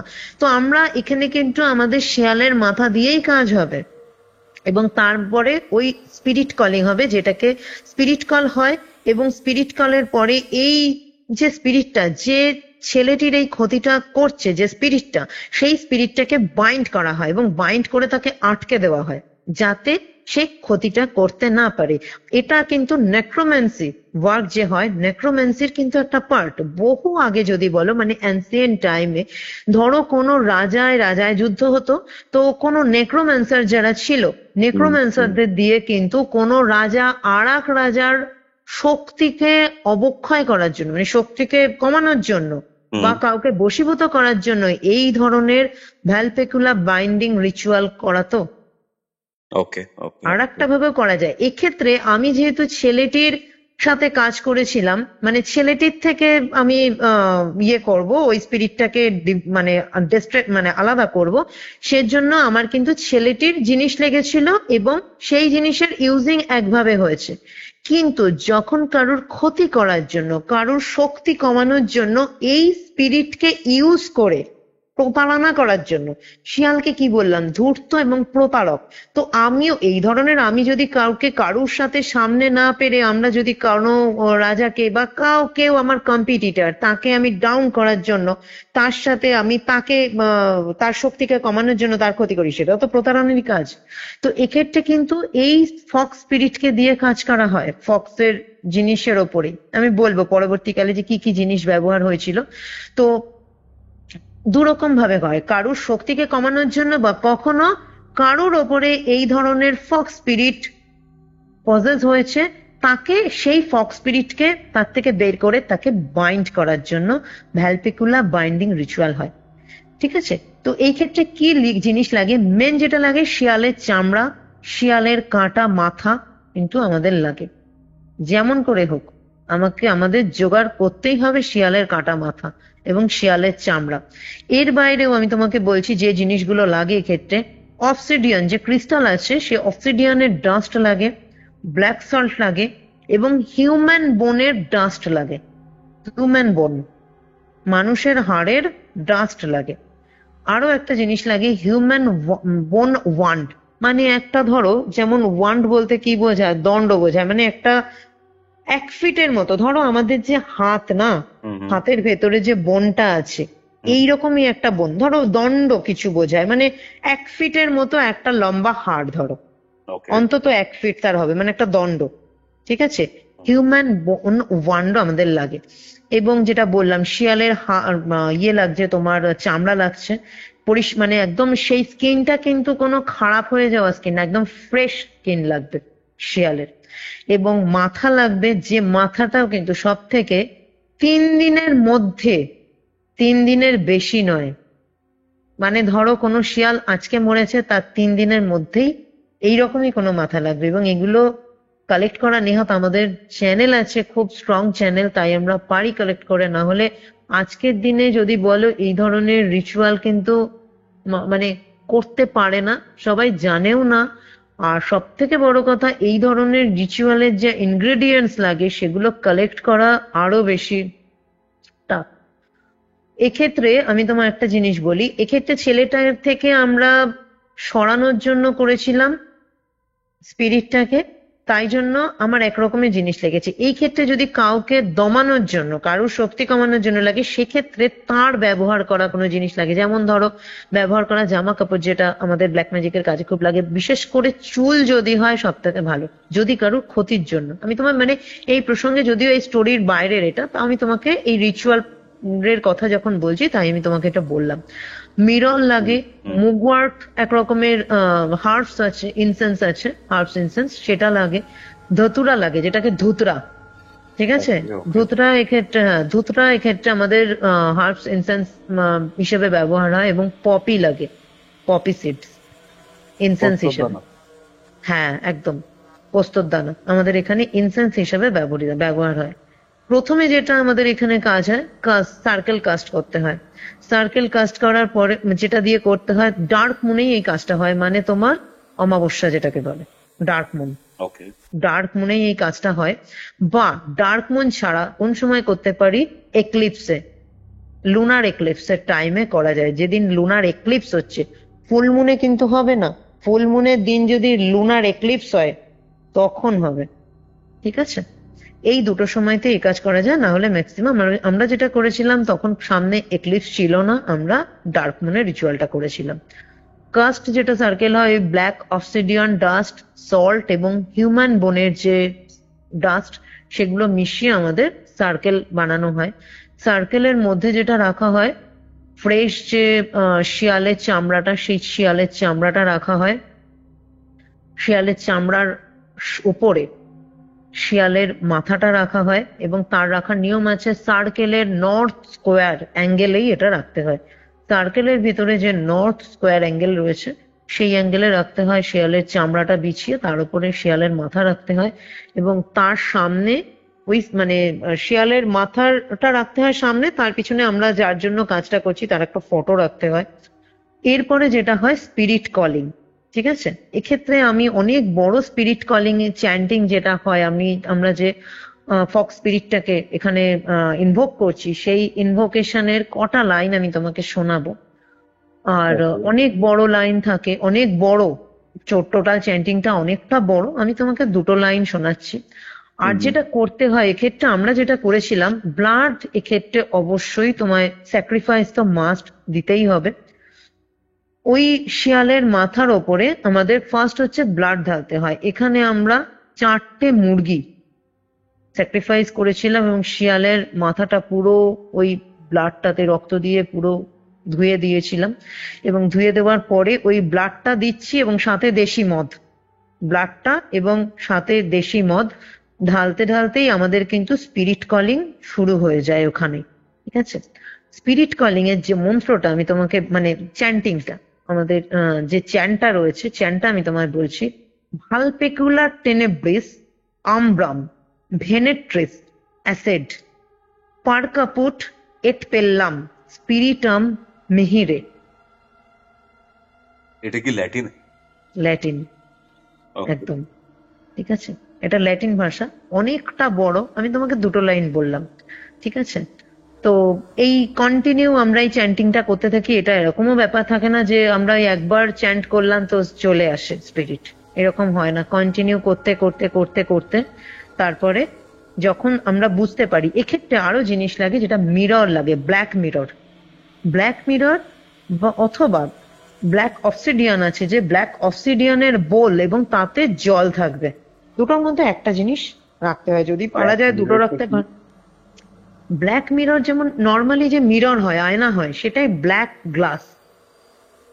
মানে ওটা কি মানে আগুন দিয়ে না কাঁচটাকে না না কালো না, করে নেওয়া হয়? সেটা দেখো ব্ল্যাক মিরর ওই পাওয়া যায়, পাওয়া যায় ব্ল্যাক মিরর। ব্ল্যাক যে গ্লাস হয় না, সেই গ্লাসটা আমরা কিছু করি না, ওরকম কিনতে পাওয়া যায়। ওকে। ঠিক আছে, কিনতে পাওয়া যায়। যদি খুব নর্মাল না, আমাদের কাজের জন্যই লাগে, খুব অ্যাভেলেবেল থাকে না ব্ল্যাক মিরর, আমাদের কাজের জন্য আমাদের কাছে আছে ব্ল্যাক মিরর, আমাদের এইসব কাজে লাগে। ব্ল্যাক মিরর কেন? ব্ল্যাক মিররটা রাখা হয় কিন্তু ঠিক সামনে আমরা ব্ল্যাক মিররটা রাখবো, আর হচ্ছে অবসিডিয়ান বলে, ব্ল্যাক অবসিডিয়ান যে হয় তার বলে আমরা জল রাখবো। দুটো যদি কেউ না রাখতে পারে, একটা হলেও হয়, মিররটা রাখলে হয়। আমরা দুটোই রেখেছিলাম। মিররে যেটা হয়, যখনই স্পিরিট আসবে সেই সময় কিন্তু ওয়েদার চেঞ্জ হবে, মানে ওয়েদার সাডেনলি ড্রপ, মানে ফল করবে। মানে ধরো ওয়েদার নর্মাল টেম্পারেচারে আছে, সাডেনলি কিন্তু ফল করবে, ঠান্ডা হবে। ওই যে রুমে আমরা করেছি, রুম কিন্তু ঠান্ডা ফিল হবে সেই সময়। মানে তুমি যদি থাকো, মনে হবে তোমার বেশ রীতিমতো শীত করছে। ঠিক আছে? এবং সব থেকে আমরা তো ইনসেন্স জ্বালাচ্ছি যখন আমরা স্পিরিট কলিং করি, ইনসেন্স থাকে, আমরা ওর মধ্যে দেশি মদ দিচ্ছি, আমরা ব্লাড দিচ্ছি, তার মধ্যে ধোঁয়া থাকে। কিন্তু ওই সময় ধোঁয়াটা যেন তো অদ্ভুত একটা আকার নেয়। এবং ওই যে ব্ল্যাক মিরর, ব্ল্যাক মিররে কিন্তু তুমি একটা ইমপ্রেশন দেখতে পাবে, কিছু চেঞ্জেস ব্ল্যাক মিররে। তোমার একটা ওই ইমপ্রেশনটা যে স্পিরিট এসছে, আমরা কিন্তু ওটা থেকে বুঝি, যার জন্যই ব্ল্যাক মিররটা রাখতে হয়। স্পিরিট যে এসেছে সেইটাকে কিন্তু ওই ব্ল্যাক মিররে একটা ইমপ্রেশন হয়, এবং যেটা আমাদের বুঝিয়ে দেয় স্পিরিট এসছে। এবং ওই সময় আমাদের পরবর্তী যে রিচুয়াল, মানে যা রিচুয়াল স্টেপ থাকে আমাদের, সেগুলো করতে হয়। তো আমরা চ্যান্টিং করছি, এবং এই যে তোমাকে চ্যান্টিংটা বললাম, এটা আরো বড়, এটা কন্টিনিউ আমরা চ্যান্ট করছি। এবং সাডেন দেখলাম যে ওই ধোঁয়াটা সরিয়ে না, মানে ওই ব্ল্যাক মিররের মধ্যে যেন একটা শ্যাডো ক্রিয়েট হলো। ঠিক আছে? তো ওই টাইমে আমরা বুঝলাম যে আমাদের মানে যাকে আমরা চ্যান্ট করছিলাম সে সেখানে এসছে। এবং সেই সময়তে দুটো খরগোশ আমরা তাকে দিলাম। এটা হচ্ছে তার মাংস।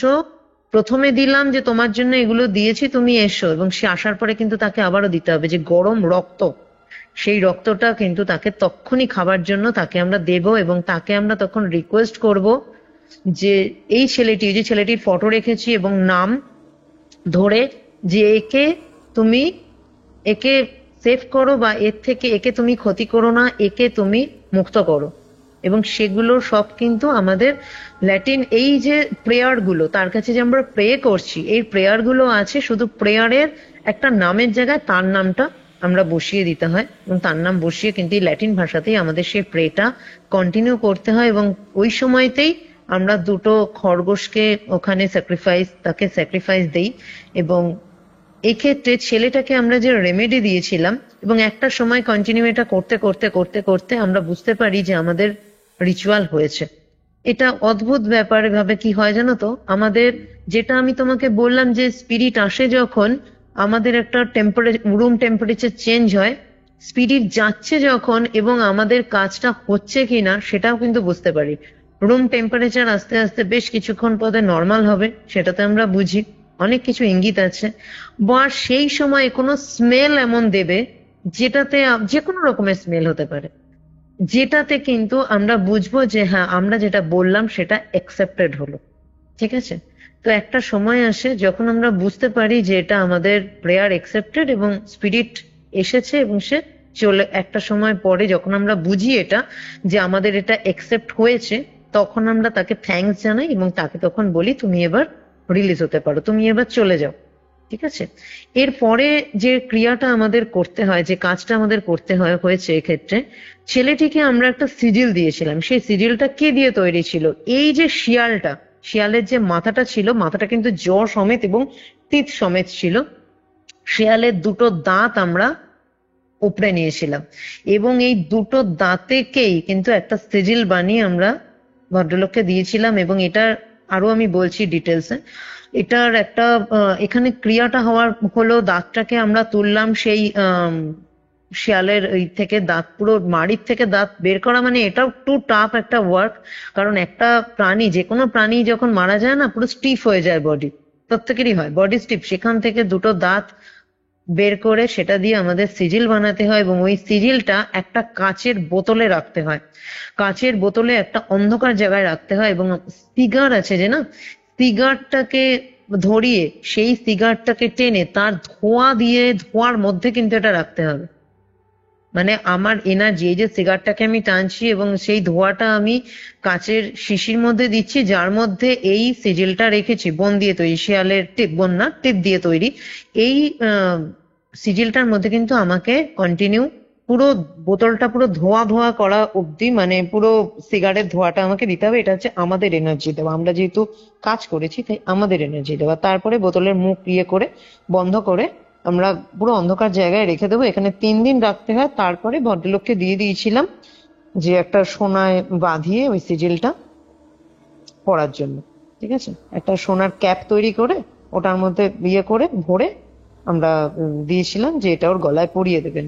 এবার যে সে আর একটা জিনিস বলে নিই, যেটা বলা হয়নি, সেটা হচ্ছে আমরা যে ফক্স এই স্কিনের ওপরে যে কাজটা করলাম, এবার এটা কি করতে হয়, সেই রাতে যখন আমাদের কাজ হয়ে গেল, তারপরে ওই ফক্স স্কিন সমেত, শিয়ালের মাথা সমেত, ব্লাড, যা মোরগ স্যাক্রিফাইস, খরগোশ স্যাক্রিফাইস, যা কিছু দিয়েছি সব কালো কাপড়ে বেঁধে ওই রাতেই আমাদের কোনো বড় কোনো গাছ, এবং সেই গাছটা আমরা গাছের গোড়াতে কিন্তু এটাকে বাড়িট করতে হয়, মানে পুঁতে দিতে হয়। এবং দিনের বেলাতেই আমরা পুরো মোটামুটি 1 ফিট এরকম করে 1 বাই 1 ফিটের একটা গর্ত আমরা খুঁড়ে রেখেছিলাম। ওই রাত্রিবেলাতেই সেই গাছের নিচে গর্তটা পুঁতে তার মধ্যে আবারও দেশি মদ দিয়ে মাটি চাপা দিয়ে তারপরে ওই গাড্ডাটা বুঝে দিতে হয়। এবং সেই সময়তেও কিন্তু একটা প্রে আছে, সেই সময়তেও তার এরকম, আমি ওই প্রের মিনিংটা করে তোমাকে বলছি, এরকম একটা মিনিং হয় তার, যে যতদিন আমি তোমাকে আর ডাকবো না ততদিন তুমি এখানেই বাইন্ডিং থাকবে, এটাই তোমার জায়গা, এবং আমি তোমাকে যতদিন না এখান থেকে ডাকবো তুমি এইখানেই আবদ্ধ থাকবে, এইখান থেকে তুমি আর বেরোবে না। এবং আমরা তো আর তাকে ডাকবো না, কারণ আমরা এর পরবর্তীকালে কোনো রিচুয়াল সেটা আলাদা, কিন্তু এইখানে এইভাবে এটা বাইন্ডিং। এই যে তোমাকে প্রথমে বললাম নাম হচ্ছে ভালপাকুলা বাইন্ডিং রাইটস, এইভাবেই বাইন্ডিং। কি একটা হার্মফুল স্পিরিট যখন কারোর মধ্যে, মানে অ্যানিমাল স্পিরিট যখন কারোর মধ্যে এরকম পজেস করছে, তাকে বাইন্ড করা, এক্ষেত্রে কিন্তু এই কাজটা এইভাবে হয়। তো সেই রাত্রে ওইভাবে আমরা বুঝে দিলাম, ভদ্রলোককে আমরা ওই সিজিলটা দিয়ে দিলাম। এবার ভদ্রলোককে বলেছিলাম যে আমাদের অবশ্যই জানাবেন ও কেমন থাকছে। বেশ মাসখানেক, মাস দেড়েক পরে ভদ্রলোক আমাদের সাথে যোগাযোগ করে, মাসখানেক থেকে মাস দেড়েক এরকম মধ্যে, যে ও পরবর্তীকালে বলল, আমি কোনোদিন এইরকম কাজের সাথে তো আমি কখনো যাইনি, কখনো প্রয়োজন হয়নি, কিন্তু এইবার মনে হচ্ছে আপনাদের কন্ট্যাক্ট নাম্বারটা আমায় রেখে দিতে হবে। আমি কিছু এইবার আমার ছেলের জন্য নয়, আমার জন্য আমি কন্ট্যাক্ট করব। আমি নতুন বিজনেস খুলতে চাই, আমার বিজনেসের জন্য একটা কাজ করে দেবেন। আমার ছেলে এখন ভালো আছে। সব থেকে বড় কথা, ওর অনেক ঘটনা, এই যে সময়তে ওর অনেক ঘটনা ওর সাথে ঘটেছিল, সেগুলোর অনেক কিছুই ওর মনে নেই। মানে এই পজিশনের সময়টাতে ওর সাথে কি ঘটেছিল, ও শুধু বলছে যে আমার প্রথমে মনে আছে আমার জ্বর হয়েছিল, তারপরে কি হলো আমার মনে নেই। তো বলছে ডক্টরের সাথেও আমরা কথা বলেছি, ডক্টর একটাই কথা বলেছে, ওকে জোর দেবেন না, দরকার নেই, মনে পড়ছে না, মনে করার দরকার নেই। আমরাও বলেছি দেখুন এখন জোর দেওয়ার কোনো দরকার নেই, ও নর্মালি থাকুক। ওকে আরো রেমেডি আমরা কিছু দিয়ে দিয়েছিলাম, এই সিজিলটা ছিল মেন রেমেডি। পরবর্তীকালে যে ও যখন একটু সুস্থ হবে আরো কিছু রেমেডিজ আমরা দিয়ে দেবো ওর জন্য, তো দিয়েছিলাম। তো পরবর্তীকালে ছেলেটির সাথে আমাদেরও কথা হয়েছে। ওর বলল যে আমাকে যেমন বলেছিল, দিদি আমি আরো পড়াশোনা করতে চাই, আমি কি করেছি, কেন করেছি, কিভাবে কি হয়েছে আমি তো নিজেও জানি না।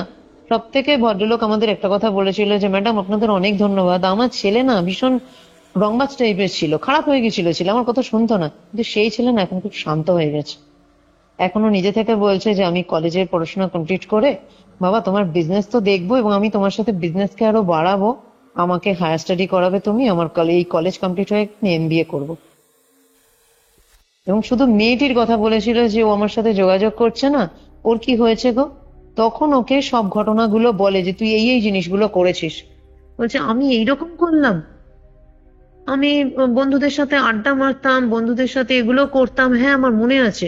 শিয়াল মারার ঘটনাটা আমার মনে ছিল যে হ্যাঁ আমি সেদিনকে না মেরেছিলাম। বলে বাড়ি এসে বলিসনি কেন তুই? বলছে বাড়ি এসে বলিনি, আমি তো গুরুত্ব দিইনি, আর তোমরা জানি বকাবকি করবে আমি তো বলি, মানে তাই জন্য আমি বলিনি। কিন্তু আমার সেদিন জ্বর হলো মনে আছে, তারপর থেকে না আমার অনেক ঘটনাই আমার মনে নেই। যখন ওর বাবা বলতো যে ওর মনে আছে তোকে পুলিশ নিয়ে গেছিল, তখনও অনেকক্ষণ ভেবে ভেবে পরে বলতো আমার না খুব আবছা মনে পড়ছে আমাকে না কেউ রুল কাট দিয়ে মারছে। তো ডক্টর বলেছিল দরকার নেই, ওকে এগুলো জোর দিয়ে মনে করাবেন না। আমরাও বলেছিলাম দরকার নেই, আস্তে আস্তে যদি ওর এই সময়ের কথা মনে পড়ে পরবর্তীকালে ভালো, আর মনে পড়ে যাবে। আর যদি কিছু জিনিস ও ভুলে যায় ওকে জোর করবেন না। নর্মালি যেটা হয় সময় দিন, সবে তো 1.5-2 মাস হয়েছে, তো সময় দিন, ঠিক মনে পড়বে। তো ছেলেটি পরবর্তীকালে ভালো আছে, এখন ছেলেটা এমবিএ করছে। লাস্ট ইয়ারের ঘটনা, ওর কলেজ কমপ্লিট হয়ে গেছে, এখন এমবিএ তে ও স্টাডি করছে। তো আমাকে একটা কথা বলো দিদি, সেটা হচ্ছে যে এখানে যা বুঝতে পারলাম হুম একটা পার্টিকুলার শেয়াল যাকে ওয়ার্শিপ করা হতো হুম তাকে তোমরা মানে একটা রিচুয়ালস এর মাধ্যমে হুম হারালে, ঠিক আছে? অ্যাকচুয়ালি দেখো, যে শিয়ালটাকে মেরেছিল আমি তো সেই শিয়ালের বডি পার্ট তো আমরা পাবো না, না সেটা সেটা পসিবল না। বলছিও না। কিন্তু সেই শিয়ালকে মানে শিয়ালের মানে একটা স্পিরিটই তো ওর মধ্যে ছিল যেটা আমার হার্ম করছিল, মানে হার্মফুল ছিল। যখনই হার্মফুল কিছু আমি অ্যানিমেলটাকে আমি ইয়ে করতে পেরেছি, আমি জানি যে কোন অ্যানিমেল এবং ওটা শিয়াল, তো আমাকে তো সেই 5টা মানে শিয়াল দিয়েই এই ধরনের কাজ করতে হবে হ্যাঁ আমি সেটা বুঝতে বা এই পারলাম, ধরনের। সেটা হ্যাঁ বলছিলাম মানে তুমি যে প্রসেসটা ফলো করছো সেটা একটা হ্যাঁ, ল্যাটিন স্পেলের মাধ্যমে, ল্যাটিন স্পেল, একদম একদম একদম ওয়েস্টার্ন অকাল্টের পার্ট, ল্যাটিন ওয়ার্ক, ঠিক আছে? একদমই ওয়েস্টার্ন অকাল্টের পার্ট, আর একদম ব্ল্যাক এখানে গ্রিমোরিয়ান ব্ল্যাক ম্যাজিক বলা হয় হ্যাঁ এগুলোকে। হ্যাঁ হ্যাঁ, হুম হুম আর এখানে মেনলি যেটা ঘটেছে সেটা বলছিলে যে একটা সাঁওতাল হুম সম্প্রদায় এই শিয়ালের পুজো করতো। হুম হুম তাহলে এখানে একটা প্রসেস রয়েছে বা এখানে একটা জিনিস ঘটেছে যেটা সলিউশন একটা ওয়েস্টার্ন হুম কান্ট্রির কোনো ফোক উইচক্রাফটের মধ্যে রয়েছে। হুম এই দুটোর হুম মধ্যে কানেকশন কিভাবে হয় সেটাই একটা আশ্চর্যের বিষয় না? মানে এক্ষেত্রে তোমার ওপিনিয়ন কি? দেখো, স্পিরিট পজেস যে কোনো ভাবে হতে পারে, যে কোনো ভাবে স্পিরিট, যে কোনো স্পিরিট পজেস করতে পারে, যে কোনো ভাবে যে কোনো জায়গা থেকে হতে পারে। তার মানে এটা নয় যে এক কালচারের মাধ্যমে হয়তো কোনো স্পিরিট তার পজেস হলো, ঠিক আছে, কিন্তু তার মানে এটা নয় যে অন্য কালচারের মাধ্যমে সেটা সলভ হবে না। ধরো আমাদের ডেফিনেটলি হবে। ডেফিনেটলি হবে, এটার কোনো না হওয়ার ব্যাপার এবার নেই। আমি সেই জায়গা থেকে আমার প্রশ্নটা, হুম এই সব কিছুই কি কানেক্টেড এনভায়রনমেন্ট বা প্রকৃতির মাধ্যমে? একদমই একদমই কানেক্টেড। এক্ষেত্রে এই ছেলেটির সাথে এটা কেন হয়েছিল, ওরা ওয়ার্শিপ করেছিল যার মধ্যে, শিয়ালের মধ্যে আমি বারবার একটা জিনিস বললাম, নাকারাত্মক কিন্তু সব থাকে। শিয়ালের নেচার যদি বলো ধূর্ত, চালাক, প্রতারক, এবং ব্ল্যাক ম্যাজিক্যাল দিক থেকেও বলবো সমস্ত নাকারাত্মক যা এনার্জি সব কিন্তু ব্ল্যাক মানে নেগেটিভ যা এনার্জি সব কিন্তু শিয়ালের মধ্যে থাকে। তো সেইভাবে তো প্রকৃতির সাথেই সব কানেক্টেড।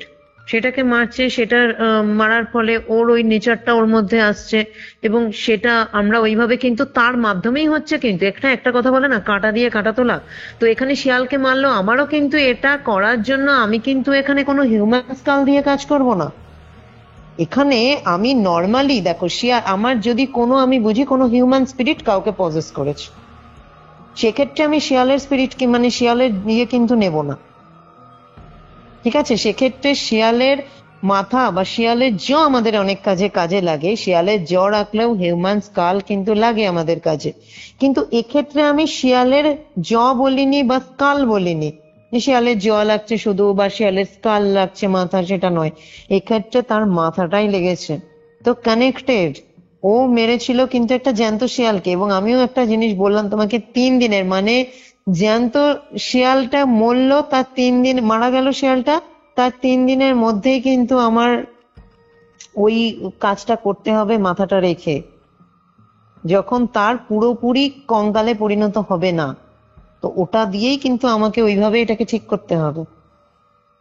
তোমার এই ঘটনাটা একদম আলাদা টাইপের ঘটনা। পুরোই আলাদা। আজকে যে ঘটনাটা ছিল পুরোটাই আলাদা, পুরোটাই। কিন্তু এইরকমও হয়, এবং এই রকমও হয়, একদমই তাই। যার জন্য আমি যারা এখানে শুনবে আমার এই স্টোরিটা, আমি তাদের একটাই জন্য বলবো, অনেকেরই অনেক ধরনের হবি থাকে, কিন্তু জঙ্গলে ঘোরা, পাহাড়ে ঘোরা, কিন্তু কোথাও গিয়ে না এই ধরনের অ্যাক্টিভিটি করতে নেই, অ্যাভয়েড করা ভালো, একদমই। কারণ আমরা জানি না আমাদের একটা অ্যাক্টিভিটি থেকে পরবর্তীকালে তার কি ফায়ারব্যাক আমাদের দিকে আসতে পারে, কি ধরনের জিনিস আমাকে পরবর্তীকালে। জিনিসটাই আননোন না, জঙ্গলের কতটা পার্টি বা আমরা জানি, বা কতটা রিচুয়ালস এর ব্যাপারে আমরা জানি। একদমই একদমই। ফরেস্ট এমন একটা জায়গা জানো তো, যেটা খুব সুন্দর, ভীষণ সুন্দর, কিন্তু তার মধ্যে পজিটিভিটি আছে, কিন্তু তার মধ্যে কিন্তু নেগেটিভিটি সন্ধে থেকেই। ফরেস্টের মধ্যে সবসময়, কিন্তু যে কোনো ফরেস্ট বলো, তার মধ্যে কিন্তু একটা নেগেটিভ এনার্জি সবসময় থাকে, বিশেষ করে ইভিনিং এর পর থেকে নেগেটিভিটি কিন্তু পুরোপুরি থাকে। তাই ঘুরতে বেড়াতে যাওয়া খুব ভালো, কিন্তু এই ধরনের কোনো কাজ যেগুলো আমি হঠকারিতায় করে দিলাম, ঠিক আছে, বা মজার ছলে আমি করে দিলাম, করতে নেই। মজার ছলে আমি আজকে ধরো ক্রিমেটোরিয়াল গ্রাউন্ডে কেউ গেছে, শ্মশানে, ঠিক আছে, তো সেখানে গিয়ে অনেক বাচ্চারা কি করে, এদিক ওদিক ঘোরে, বাচ্চাদের অনেকে নিয়ে যায়, এদিক ওদিক ঘুরছে, তারা কিছু একটা ওখান থেকে তুলে নিচ্ছে, যেমন এই জিনিসটা করতে নেই। তো এইরকমই আমাদের লাইফের সাথে কিন্তু পজিটিভ এনার্জি, নেগেটিভ এনার্জি চারপাশে রয়েছে, ঠিক আছে। তো আমরা এমন কোনো জায়গায় যাচ্ছি যেখানে নেগেটিভ, আমি জানি যে জায়গাটা নেগেটিভ, তো সেখানে গিয়ে এমন কোনো রকমেই যেখানে সেখানে হাত দেওয়া, যেখান থেকে কোনো জিনিস তোলা, বা কোনো কাউকে, এই ক্ষেত্রে যেটা হয়েছিল, কাউকে মেরে দিলাম, মেরে দেওয়াটা একেবারেই না, হঠকারিতা এই ধরনের কাজ করে দেওয়া একেবারেই উচিত না। অসাধারণ ঘটনা ছিল মমিতাদি, অসাধারণ। মানে আমি যখন শুনেছি না, আমি নিজে মানে অবাক হয়ে যাচ্ছি যে এই ধরনেরও ঘটে। মানে ভদ্রলোক এখানে যখন বলছে যে আমি জঙ্গলের মধ্যে গিয়ে দেখলাম আমার ছেলে পুরো উলঙ্গ, ওর গা পুরো লাল, আমি দূর থেকে বুঝতে পারিনি যে ওটা আমার ছেলে, কিন্তু পাশে দেখলাম আমার ছেলে। তো বলে আমরা বড় বড়, তখন অলরেডি ইভিনিং হয়ে গেছে, খুঁজতে খুঁজতে জঙ্গলের মধ্যে আমরা বড় বড় লাইট নিয়ে গেছিলাম, ঠিক আছে, সেই লাইট দেখছি, আরে ওর জামা কাপড়ের মতো লাগছে, পাশে দেখছি এটা কি, পুরো লাল মতো, আর একটু এগিয়ে গিয়ে এখানে গায়ে তো রক্ত, কি হলো? আমরা তখন বলছি, আমার মনে তখন অন্য ছেলের জামা কাপড়, মানে পাশে ছেলে মরে গেল, মানে কি হলো? পিছন ফিরে বসা ছিল ছেলেটা, তখন বলে মানে একটু সামনে গিয়ে তখন দেখছি একটা ছাগল মরে রয়েছে, ও তার থেকে নাড়ি ভুড়ি টানছে, টেনে পুরো রক্ত মাখছে, সারা গায়ে ওর রক্ত মাখা, ও সেগুলো মুখে দিয়ে খাচ্ছে আর অদ্ভুত ভাবে তাকাচ্ছে। বলছে আমি তো অদ্ভুত ভাবে। আরো একটা জিনিস ঘটেছিল, যেটা বোধহয় গল্পের মধ্যে আমি তোমাকে, এটা মিস হয়েছে, আমি এখন বলে দিই। একটা দিন যখন ছেলেটি এর পরে বাড়িতে চলে আসে, ঠিক আছে, ওই তোমার এই ঘটনার পরে বাড়িতে চলে আসে, আমি তোমায় বললাম যে 7 দিনের একটা গ্যাপ ছিল গুনিন বাড়িতে আসা অব্দি ওদের। ওই সময়তে ছেলেটার মা, ছেলেটার বাবা ওর সাথে থাকতো। একদিন রাত্রিবেলা ওর মাকেও অ্যাটাক করেছে। ওকে। একদিন রাত্রিবেলা ওর মাকে অব্দি অ্যাটাক করেছিল, এবং ওর অ্যাটাকের ইয়েই হচ্ছে যেন যেটা ওর গার্লফ্রেন্ডের সাথেও করেছিল, প্রাইভেট পার্টকে খুবলে, ওই খুবলে মানে খুবলে খাওয়া বলে না, যেটা নখ দিয়ে খুবলে খেয়ে রক্ত বের করা, সেই রকমই যেন খুবলে ও নেমে নিয়ে যেন নিজের মায়ের সাথে। ওর মা তারপরে আর ওর সামনে যেত না।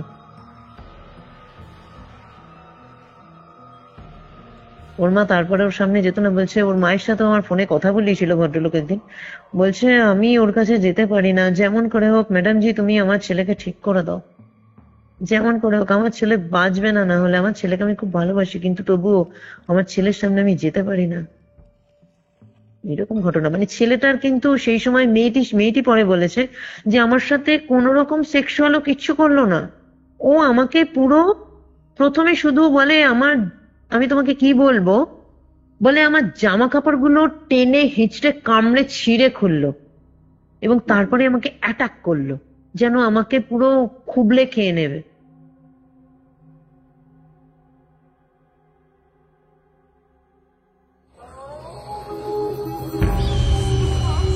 Curiofite presents Ghostly Call Recording, a horror audio documentary by Kaustav Kumar.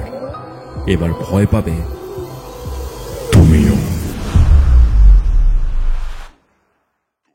এটাই ছিল আজকের এপিসোড। আজকের এই এপিসোড আপনাদের কেমন লাগলো সেটা কিন্তু কমেন্ট করে অবশ্যই জানাবেন। মৌমিতাদির আরও কেস স্টাডি বা আমার কোনো কেস স্টাডি আপনারা কি চান সেটাও জানাবেন।